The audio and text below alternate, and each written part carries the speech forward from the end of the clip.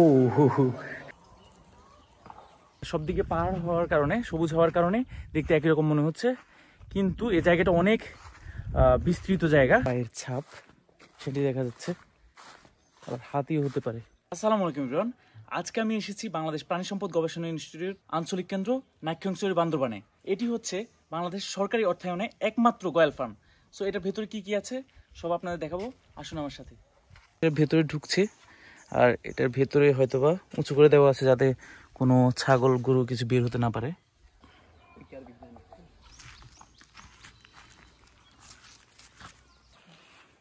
এটা হচ্ছে হরিণ, আর এটা হচ্ছে হরিণের বাচ্চা, ছাগল হয়ে গেছে ভুলক্রমে।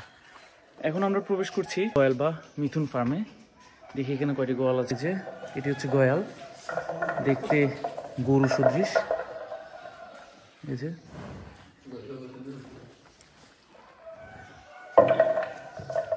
আরেকটি গয়াল আছে, আর এটার এই যে ঘাস, এগুলো হচ্ছে কি খাওয়ানো হয়।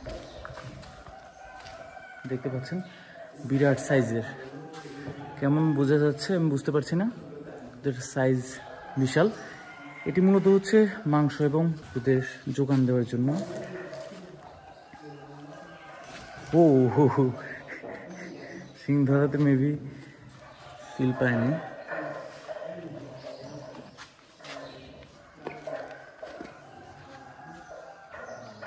গয়াল সম্পর্কে জানি, এটার বৈজ্ঞানিক নাম হচ্ছে বস ফ্রন্টালিস, আর উৎপাদন বিস্তৃত হচ্ছে বাংলাদেশ, ভারত, ভুটান, মিয়ানমার, মালয়েশিয়া, চীন। বাংলাদেশের পার্বত্য চট্টগ্রামের পাবলাখালী, সাজেক ভ্যালি ও মিয়ানমার সীমান্ত সংলগ্ন পাহাড়ি গহীন বনের গোয়ালের বিচরণ রয়েছে। তৃণভোজী, গায়ের রং কালো, আর ওজন হচ্ছে গোয়ালের 400 থেকে 800 কেজি ওজন, বিশাল। দেখতে পাচ্ছেন দুইটি মাত্র গয়াল আপনারা দেখতে পেলেন, আর বাকি যে গয়ালগুলো সেগুলো হচ্ছে ছেড়ে দেওয়া হয়েছে। গয়ালের গলায় বড় ধরনের ঘন্টা বেঁধে পাহাড়ে ছেড়ে দেওয়া হয়। এই সাইডে হচ্ছে হরিণ শেড, আমি একটু দেখি হরিণ। এই যে এদিকেও আছে, ভেতরে ঢুকা যাচ্ছে না মেবি।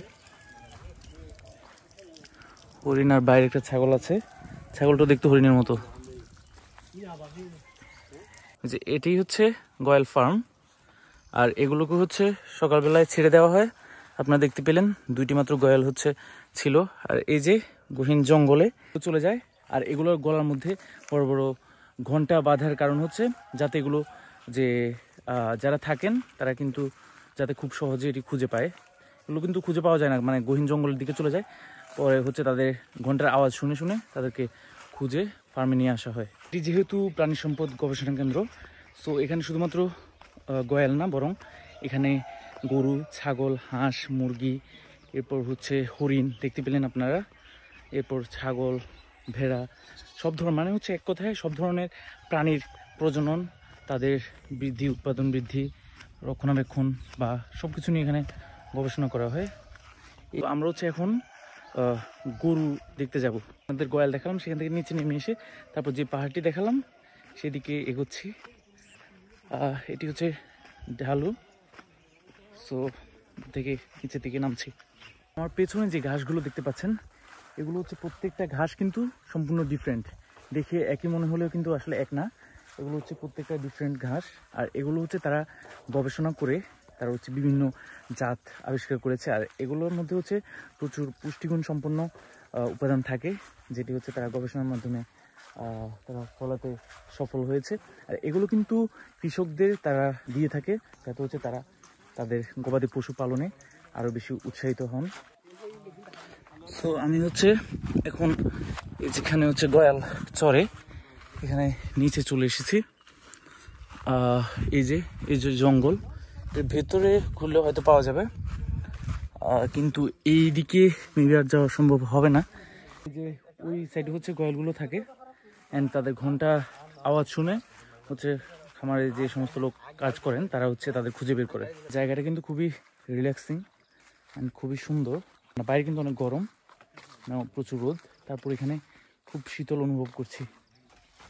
এদিকে যাই, এই যে দেখতে পাচ্ছেন যে গয়ালের যে পায়ের ছাপ, সেটি দেখা যাচ্ছে, আবার হাতিও হতে পারে।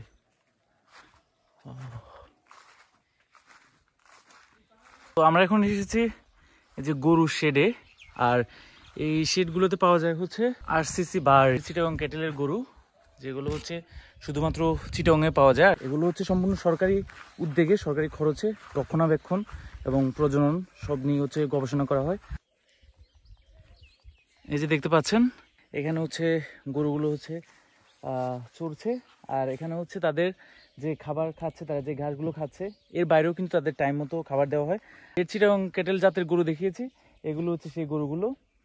আর এখানে কিন্তু যে দেখতে পাচ্ছেন এর পাশে হচ্ছে পাহাড়, সবগুলো পাহাড়ে কিন্তু গয়াল চড়ছে। অ্যান্ড সন্ধ্যাবেলায় হচ্ছে তাদেরকে খুঁজে তাদের ফার্মে নিয়ে যাওয়া হয়। এই যে এখানে কিন্তু অনেক দূর, ওই যে এখান থেকে অনেক দূর পর্যন্ত কিন্তু আমি চলে এসেছি। সবদিকে পাহাড় হওয়ার কারণে, সবুজ হওয়ার কারণে দেখতে একই রকম মনে হচ্ছে, কিন্তু এই জায়গাটা অনেক বিস্তৃত জায়গা, অনেক বড় জায়গা। সো আমি হচ্ছে একদম শেষ মাথায় চলে এসেছি।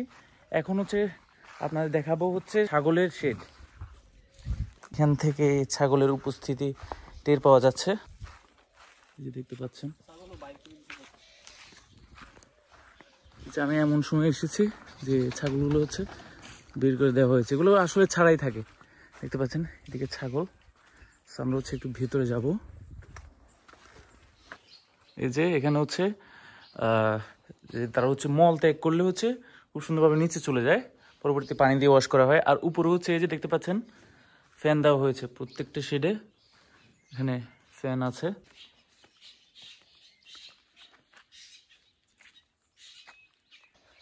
দেখতে পাচ্ছেন এটা হচ্ছে হিলি মুরগি শেড, অর্থাৎ পাহাড়ি মুরগি। দেখতে পাচ্ছেন এক একটা মুরগি বেশ বড়।